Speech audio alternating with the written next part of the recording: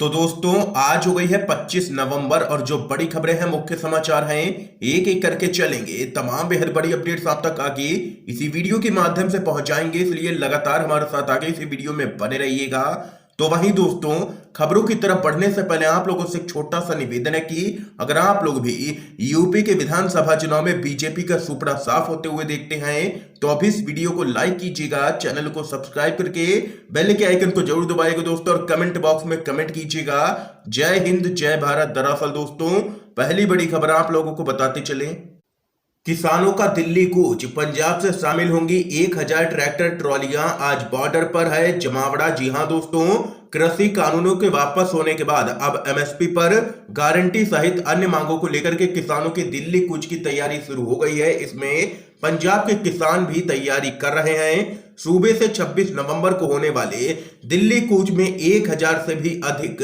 Tractor ट्रॉलियां कूच में शामिल होंगी। आप लोगों को बताते चले, संयुक्त किसान मोर्चा ने एमएसपी और अन्य मुद्दों को लेकर के आंदोलन जारी रखने का ऐलान कर दिया है। इसके साथ ही टिकरी बॉर्डर पर बढ़ने लगी है किसानों की भीड़। 26 नवंबर को एक बार फिर से होगा शक्ति प्रदर्शन किसानों का।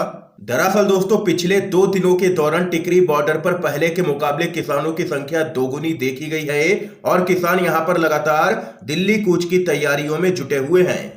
और वहीं किसानों के द्वारा संसद मार्च को लेकर के दिल्ली पुलिस के हाथ पांव फूले हुए हैं। किसानों के लोकतांत्रिक अधिकारों से आपत्ति नहीं, बोले हैं दिल्ली के पुलिस कमिश्नर। कहा, संसद मार्च पर किसानों से करेंगे बातचीत।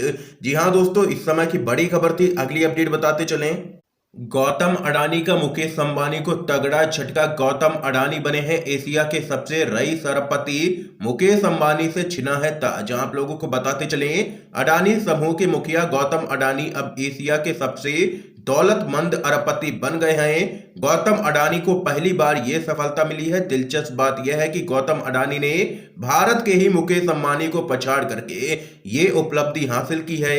आप लोगों को बताते चले कि लंबे समय से मुकेश अंबानी शीर्ष अरबपति बने हुए थे। और वहीं जानकारी के लिए यह भी बता दें कि गौतम अडानी और मुकेश अंबानी प्रधानमंत्री मोदी के सबसे करीबी माने जाते हैं। यहां पर दोस्तों, अगली एक खबर बताते चलें, कृषि कानून वापस लेने के बाद बोले हैं सत्यपाल मलिक। कहा, अब एमएसपी की भी मांग मान ही लेनी चाहिए। आप लोगों को दोस्तों बताते चलें, तीनों ही काले कानूनों के वापस होने के बाद राज्यपाल सत्यपाल मलिक ने एक और बड़ा बयान दे दिया है किसानों के समर्थन में। आप लोगों को बताते चलें, मेघालय के राज्यपाल सत्यपाल मलिक शुरुआत से ही किसान आंदोलन का समर्थन करते आए हैं और वो लगातार तीनों ही विवादित कृषि कानूनों को रद्द करने की मांग कर रहे थे। इस बीच आप लोगों को बताते चलें, मेघालय के राज्यपाल सत्यपाल मलिक ने कहा है कि किसानों की एमएसपी की मांग मान ले सरकार और एक कमेटी बना दे तो यह मसला भी हल हो जाएगा और किसान धरना स्थलों से उठ जाएंगे। सत्यपाल मलिक ने आगे कहा कि किसानों की सभी मांगे अभी तक नहीं मानी गई हैं। एमएसपी उनकी मूल मांग है और सरकार को इस मांग को मानना ही पड़ेगा क्योंकि किसान इससे कम पर राजी नहीं होने वाले हैं। इसके साथ ही उन्होंने कहा है कि मैं सलाह दूंगा कि ये सरकार किसानों की यह मांग भी मान ले।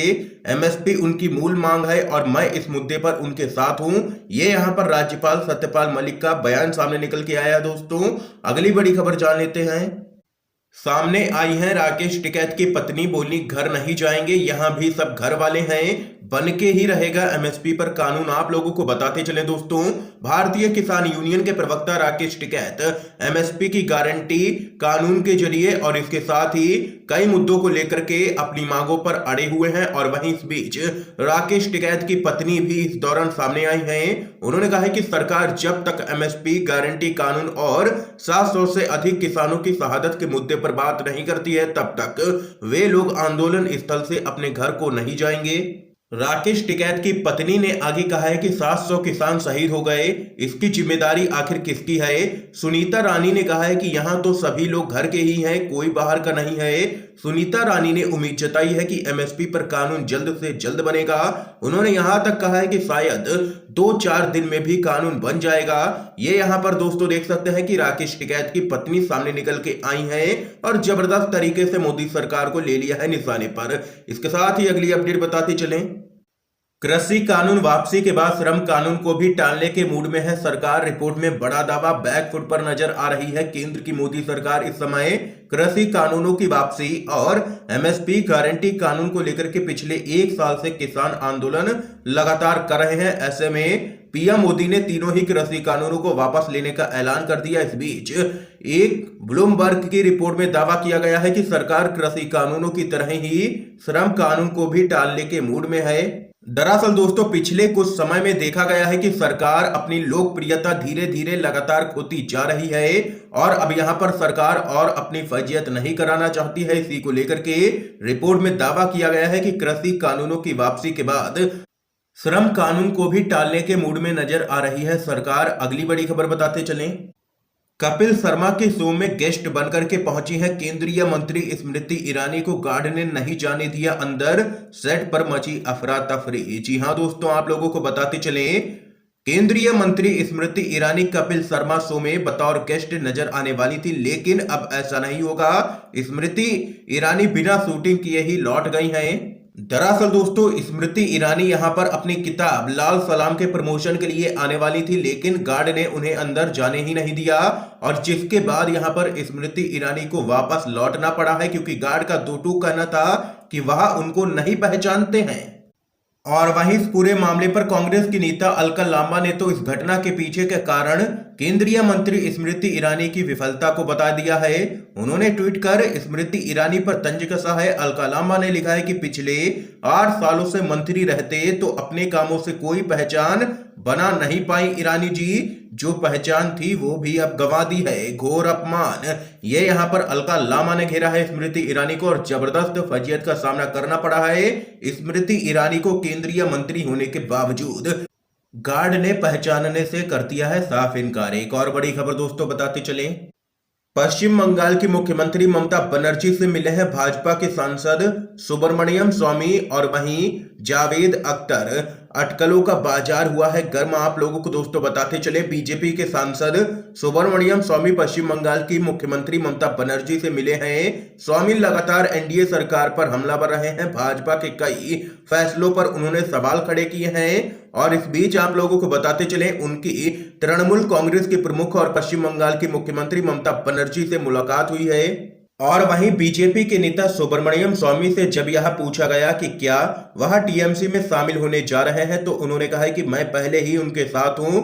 और इसके साथ ही आप लोगों को बताते चलें, पश्चिम बंगाल की मुख्यमंत्री ममता बनर्जी ने पीएम नरेंद्र मोदी से दिल्ली में मुलाकात की है। इस दौरान ममता बनर्जी ने पीएम से सीमा सुरक्षा बल के क्षेत्र विस्तार, त्रिपुरा में राजनीतिक हिंसा समेत अन्य कई महत्वपूर्ण मुद्दों पर चर्चा की है। और वहीं मुलाकात के बाद ममता बनर्जी ने कहा है कि हम चाहते हैं कि यूपी में बीजेपी हारे और जनता को उससे मुक्ति मिले।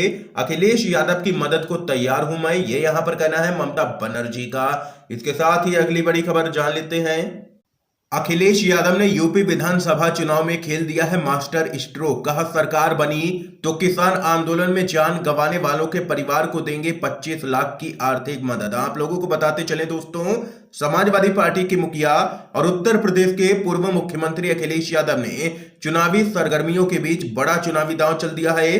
अखिलेश यादव ने ऐलान किया है कि साल 2022 में यूपी में उनकी सरकार आते ही वो किसान आंदोलन के दौरान जान गंवाने वालों के परिवार वालों को 25 लाख रुपए का मुआवजा देंगे। दरअसल दोस्तों, आप लोगों को बताते चले, अखिलेश यादव ने एक ट्वीट किया है और कहा है कि किसान का जीवन अनमोल होता है क्योंकि वो अन्य के जीवन के लिए अन्न उगाता है। हम वचन देते हैं कि 2022 में समाजवादी पार्टी की सरकार आते ही किसान आंदोलन के शहीदों को 25 लाख की किसान शहादत सम्मान राशि दी जाएगी।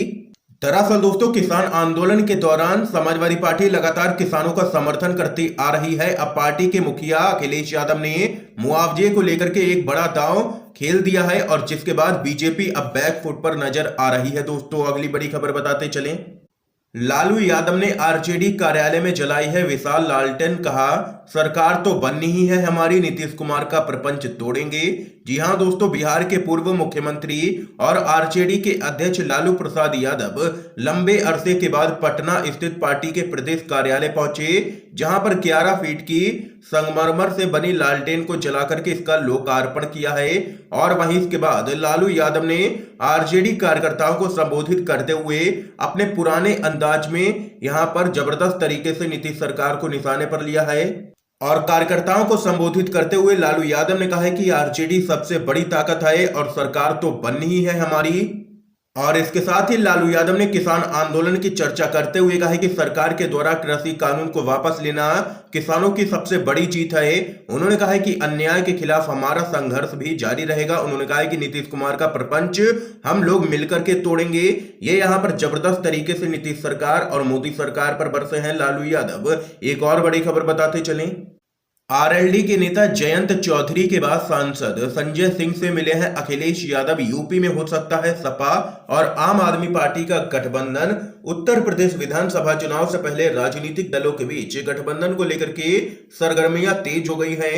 बड़े दलों से मुकाबले के लिए छोटे दल आपस में एकजुट होने की कवायद में जुटे हैं। और वहीं आप लोगों को दोस्तों बताते चले, इस बीच समाजवादी पार्टी के अध्यक्ष अखिलेश यादव की आम आदमी पार्टी के नेता सांसद संजय सिंह से मुलाकात को लेकर के गठबंधन की चर्चा को बल मिल गया है। दोनों ही दलों के बीच गठबंधन की सुगबुगाहट भी तेज हो गई है। और वहीं मौजूदा समय की बात करें तो सत्तारूढ़ भारतीय जनता पार्टी के मुकाबले समाजवादी पार्टी राज्य में सबसे मजबूत नजर आ रही है दोस्तों। इसके साथ ही दोस्तों अगली अपडेट बताते चलें, नीतीश सरकार में शामिल बीजेपी के विधायक ने शराबबंदी के खिलाफ खोला है मोर्चा। कहा कृषि कानून की तरह वापस हो। यह फैसला आप लोगों को बताते चले, बिहार के मुख्यमंत्री नीतीश कुमार राज्य में शराबबंदी कानून का कड़ाई से पालन करवाने के लिए जहां अधिकारियों को सख्त निर्देश दे रहे हैं, वहीं सरकार में शामिल बीजेपी ने अब कृषि कानूनों की तरह शराबबंदी कानून को भी वापस लेने की मांग की है। बीजेपी के विधायक हरिभूषण ठाकुर ने कहा है कि जैसे कृषि कानून वापस लिए गए हैं वैसे ही यह भी कानून वापस लिया जाए सरकार की तरफ से। इस समय की आज की दोस्तों सभी बड़ी खबरें थी जो हमने आप लोगों तक पहुंचाई है UNDTV के माध्यम से। अगर आप लोगों को ये वीडियो पसंद आया हो तो इस वीडियो को लाइक कीजिएगा, ज्यादा से ज्यादा इस वीडियो को शेयर कीजिएगा ताकि आप सभी के दोस्त भी इन खबरों को जान सकें। वीडियो देखने के लिए दोस्तों आप सभी का बहुत बहुत धन्यवाद।